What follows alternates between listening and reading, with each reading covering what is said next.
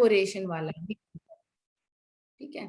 तो इवेपोरेशन को कौन कौन से फैक्टर अफेक्ट करते हैं? इवेपोरेशन क्या होता है बेटा? इवेपोरेशन का मतलब ये होता है कि आपके जो नॉर्मल बिलो द कोई भी मतलब लिक्विड अगर वेपोराइज हो जाए, कोई भी लिक्विड क्या हो जाए, वेपर्स में बदल जाए, वेपोराइज, ठीक है, वेपर्स के अंदर चला जाए, किसी उसके बिलो इट्स बॉइलिंग पॉइंट, यानी कि उसके बॉइलिंग पॉइंट से आने से पहले ही, जैसे आपका जो मान लो आपके फ्रिज पे पानी गिर गया है, तो वो अपने आप से क्या हो जाएगा, इवेपोरेट हो जाएगा। थोड़े टाइम के बाद वो सारे की सारी जितनी भी ड्रॉपलेट्स थी वाटर की, वो क्या हो जाती हैं, इवेपोरेट हो जाती हैं, ठीक है। तो वो किसकी वजह से हो गई हैं? वो अपने आप से हो गई है ना, ठीक है। तो ये क्या हो गई है, वहां पे उस पानी को आपने कौन सा 100 डिग्री सेल्सियस तक गर्म किया था, ठीक है। तो बिलो इट्स बॉइलिंग पॉइंट, यानी कि उसका बॉइलिंग पॉइंट आने से पहले ही जब कोई क्या हो जाए, लिक्विड वेपर के अंदर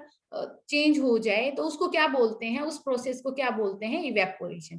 और अगर कोई लिक्विड वेपर के अंदर उसके बॉइलिंग पॉइंट पे अगर जाता है तो उसको बॉइलिंग बोलते हैं। सिर्फ ये सिंपल सा डिफरेंस होता है।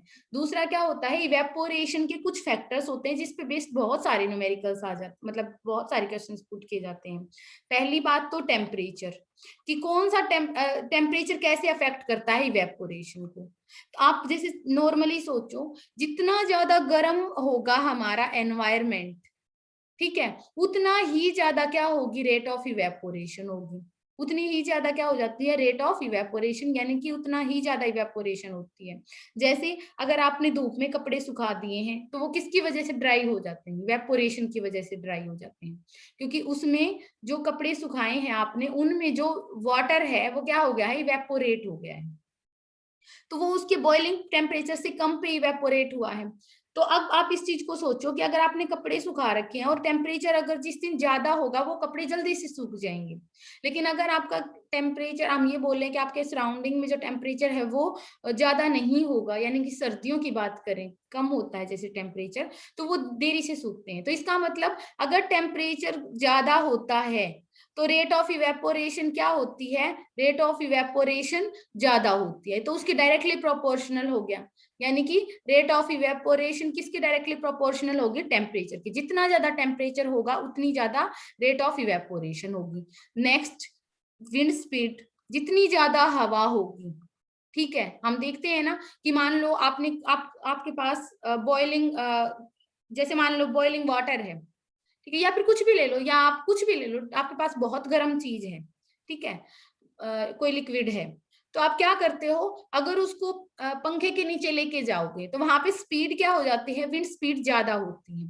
तो जितनी ज्यादा विंड स्पीड होगी, विंड स्पीड आपको पता है वो जल्दी से, आप क्यों लेके जाते हो पंखे के नीचे, अगर मान लो आपकी चाय ज्यादा गर्म है और आपको जल्दी पीनी है, ठीक है, तो आप क्या करोगे, जल्दी से उसको ठंडा करने की कोशिश करोगे, पंखे के नीचे ले जाओ। आप जर्नल, हम डेली बोलते हैं ये वाली बात, क्यों करते हैं बेटा, क्योंकि अगर हम उसको पंखे के नीचे लेके जाएंगे तो वहां पे स्पीड ज्यादा होती है, विंड स्पीड ज्यादा होती है, मतलब जो हवा होती है उसकी स्पीड ज्यादा होती है, ठीक है। तो विंड स्पीड अगर कहीं पे ज्यादा होगी तो क्या बोल सकते हो आप, रेट ऑफ इवेपोरेशन क्या हो जाएगी, ज्यादा हो जाएगी। तो आप यही लिखोगे कि रेट ऑफ इवेपोरेशन ज्यादा होगी, तो उसकी डायरेक्टली प्रोपोर्शनल हो जाएगा। सेकंड होता है बेटा ह्यूमिडिटी। नेक्स्ट आता है ह्यूमिडिटी।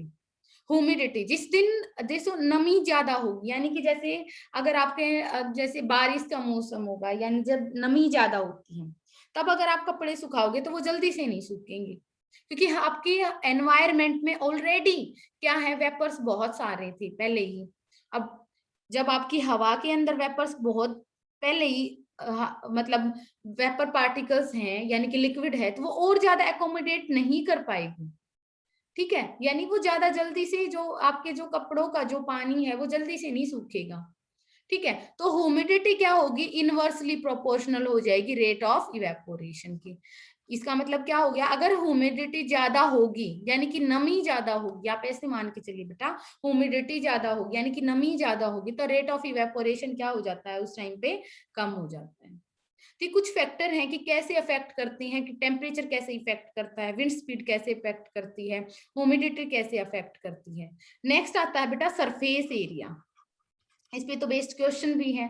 सरफेस एरिया, इन सब पे बेस्ड क्वेश्चन है आपके पास, हर एक मतलब इसके भी बेस्ड कम से कम 6-7 क्वेश्चन है एनसीईआरटी में। सरफेस एरिया जैसे आपके में पूछ रखा है कि जैसे कप में जो चाय पीते हो तो उसको पीने में टाइम लगेगा, जबकि जब सॉसर में रखते हो उसको आप, ठीक है, तो उसको पीने में आप उसको जल्दी पी सकते हो। ऐसा क्यों होता है? क्यों होता है बेटा? क्योंकि जो सॉसर होता है उसका सरफेस एरिया क्या होता है, ज्यादा होता है, और ज्यादा होने की वजह से वो क्या कर पाते हैं, हम जल्दी पी पाते हैं। जैसे अगर एक कटोरे के अंदर अगर आप चाय को डालते हो तो वो जल्दी, उसका सरफेस एरिया ज्यादा होता है, तो सरफेस एरिया ज्यादा होने की वजह से इवेपोरेट जल्दी हो जाते हैं पार्टिकल्स, ठीक है। और अगर इवेपोरेशन जल्दी हो जाएगी तो वो ठंडा भी जल्दी हो जाएगा। मैंने पढ़ाया है कि इवेपोरेशन की वजह से क्या होती है, ध्यान रखना, इवेपोरेशन के साथ ये पॉइंट जोड़ लेना कि इवेपोरेशन कॉजेज कूलिंग, जहां पे भी इवेपोरेशन होगी वहां पे कूलिंग भी हो जाएगी, ठीक है। तो ये क्या हो जाएगा, इवेपोरेट हो जाएगा, क्योंकि इवेपोरेशन में क्या हो जाते हैं, पार्टिकल्स वेपर्स में चले गए, यानी कि गर्म पार्टिकल्स चले गए, नीचे क्या रहेगी, ठंडे पार्टिकल्स रहेगी, है ना। तो सरफेस एरिया ज्यादा हो जाएगा तो क्या हो जाएगा, रेट ऑफ इवेपोरेशन भी ज्यादा हो जाएगी, तो इसके डायरेक्टली प्रोपोर्शनल हो गया ना हमारा, तो रेट ऑफ इवेपोरेशन। तो आपसे पूछेगा कि हम क्यों पी पाते हैं, अगर सॉसर में रखते हैं हम तो वो ज्यादा जल्दी से पीते हैं एज कंपेयर टू एक कप में रखते हैं। क्यों? क्योंकि इसमें क्या होता है, सरफेस एरिया ज्यादा होता है। आपको आंसर क्या लिखना है बेटा उसका, आपको लिखना है कि सरफेस एरिया ज्यादा होता है, और सरफेस एरिया ज्यादा होने की वजह से रेट ऑफ इवेपोरेशन वहां पे क्या होती है, ज्यादा होती है, ठीक है। और इसी वजह से क्या होता है, हम जल्दी से पी पाते हैं, ठीक है। नेक्स्ट आता है, why desert cooler cools better on a hot dry day. देखो ये तो हमें मतलब वही है, बेवकूफ बनाने वाली बातें होगी, है ना। जैसे अब ये ऐड देखती हूँ मैं, एक ऐड में क्या आता है कि, है ना, जितनी ज्यादा गर्मी उतनी ज्यादा कूल करेगा, हमारा कूलर परचेज कर लो, मतलब एक पर्टिकुलर कंपनी वाले अपनी ऐड देते हैं, हमारा जो कूलर है ना वो गर्मियों में और ज्यादा कूलिंग करता है। तो वो तो सभी करते हैं बेटा, वो तो सभी कूलर करते हैं। होता क्यों है, देखो मान लो आपके पास ये कूलर है, ठीक है, तो आपने देखा होगा कूलर के यहाँ पे जाली लगी होती है, और उसके अंदर ग्रास होती है, घास होती है ना, जिसके अंदर हम पानी हम कूलर के अंदर पानी डालते हैं तो उस घास में से पानी जाता है, ऐसे ऐसे होता है ना वहां पे। तो क्या होता है, अगर जिस दिन गर्मी ज्यादा होगी ना, आपका कूलर और ज्यादा ठंडा करेगा। ऐसा क्यों होता है बेटा, क्योंकि पता है क्या होता है, कूलर ठंडा क्यों करता है पानी डालने के बाद, क्योंकि जो पानी होता है वो ग्रास तक जाएगा, ऐसे जाता है ना, जो मोटर जो होती है कूलर के अंदर वो उसको रेज करती है, ऊपर की तरफ लेके जाती है पानी को, और वो ज्यादा इवेपोरेट हो जाता है, ये पानी क्या होता है, इवेपोरेट हो जाता है, ठीक है। और अगर इवेपोरेट हो जाएगा तो कूलिंग होगी, ऑब्वियस सी बात है, इवेपोरेशन जहां पे होती है कूलिंग होगी।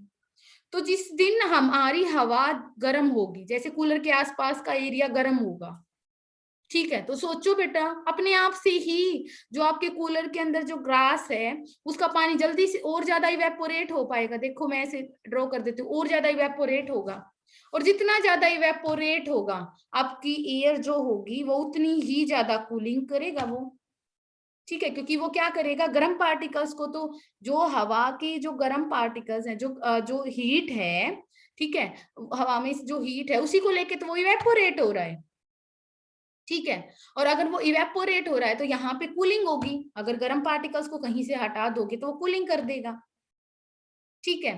तो इसी वजह से क्या होता है, गर्मियों के टाइम पे जब ज्यादा, जिस दिन ज्यादा गर्मी होती है ना उस दिन कूलर ज्यादा ठंडी हवा देता है, ठीक है। तो ये चीज ध्यान रखना है, तो आपको इस तरीके से उस क्वेश्चन का भी आंसर करना है अगर आपसे पूछा जाता है।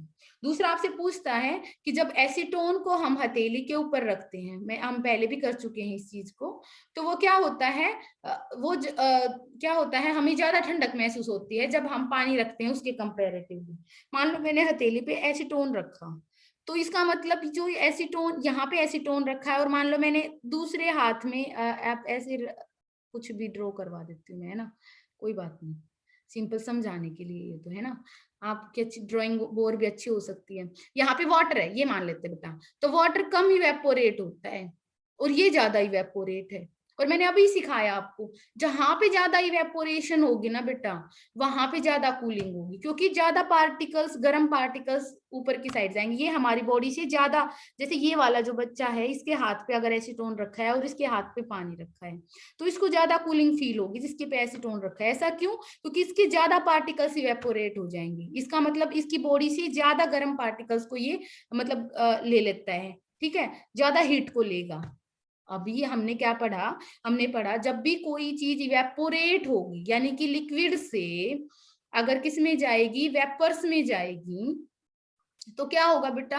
लिक्विड से अगर वेपर्स में जाएगी तो उसको हीट चाहिए, जिसको हम लेटेंट हीट बोलते हैं, ठीक है। तो वो हीट हमारी बॉडी से लेता है। अगर इसकी बॉडी से ज्यादा हीट लेगा तो इसको ज्यादा कूलिंग फील होगी।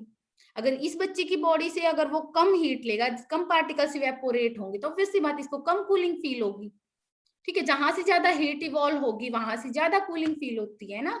इसी वजह से जब अल्कोहल को रखते हैं तो वो ज्यादा कूलिंग सेंसेशन देता है। ये हमारे इवेपोरेशन पे बेस्ड क्वेश्चन है। हमें समर में कॉटन क्लॉथ क्यों पहनने चाहिए? क्योंकि वो इवेपोरेट कर देता है, ठीक है, वहां पे भी इवेपोरेशन होती है। तो ये आपके क्वेश्चंस थे बेटा, और ये हमारे इवेपोरेशन का टॉपिक था, आपको ये सारा करना है।